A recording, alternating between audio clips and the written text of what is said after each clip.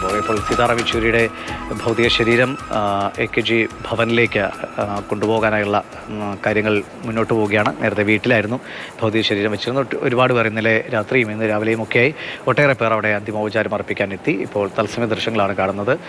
11 മണി മുതൽ 3 മണി വരെയാണ് പൊതുദർശനം തീരുമാനിച്ചിരിക്കുന്നത്.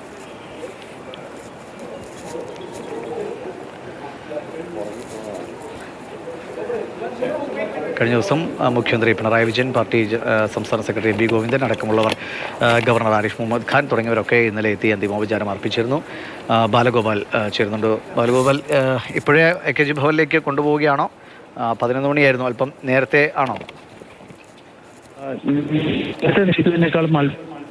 ഇപ്പോൾ സീതാറാം യെച്ചൂരിയുടെ ഭൗതിക ശരീരം ഡൽഹിയിലെ AKG ഭവനിലേക്ക് കൊണ്ടുപോകുന്നത് കഴിഞ്ഞ ദിവസം CPM അദ്ദേഹത്തിന്റെ വസന്തകുഞ്ചിലെ വസതിയിലായിരുന്നു ഈ അന്തിമോപചാരം അർപ്പിക്കുന്നതിനും പൊതുദർശനത്തിനുമാണ് വെച്ചിരുന്നത്.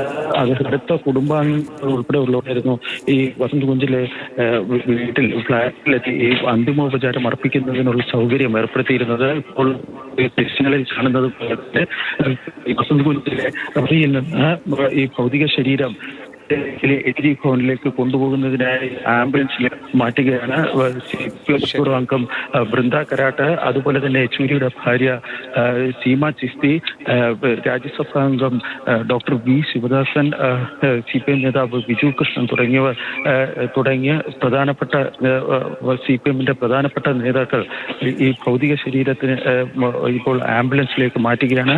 മുൻ മുഖ്യമന്ത്രി VS അച്യുതാനന്ദന്റെ മകൻ VA അരുൺകുമാറും ഇപ്പോൾ യെച്ചൂരിയുടെ വീട്ടിലെത്തി അദ്ദേഹത്തിന് ആദരം അർപ്പിച്ചിരുന്നു. തുടർന്ന് ഈ ഏതാണ്ട് 1 മണിക്കൂറിനുള്ളിൽ ഈ ഭൗതിക ശരീരം ഡൽഹിയിലെ AKG ഭവനിൽ എത്തിച്ചേരുന്നതായിരിക്കും. അവിടെ 11 മണിയായിരുന്നെങ്കിൽ കുറച്ചുകൂടി നേരത്തെ പൊതുദർശനം ആരംഭിക്കാനുള്ള ഒരു തീരുമാനമാണ്. ഇപ്പോഴേ ഭൗതിക ശരീരം AKG ഭവനിലേക്ക് വീട്ടിൽ നിന്ന് കൊണ്ടുപോവുകയാണ്. ബാലഗോപാലാണ് വിവരങ്ങൾ നൽകിയത്.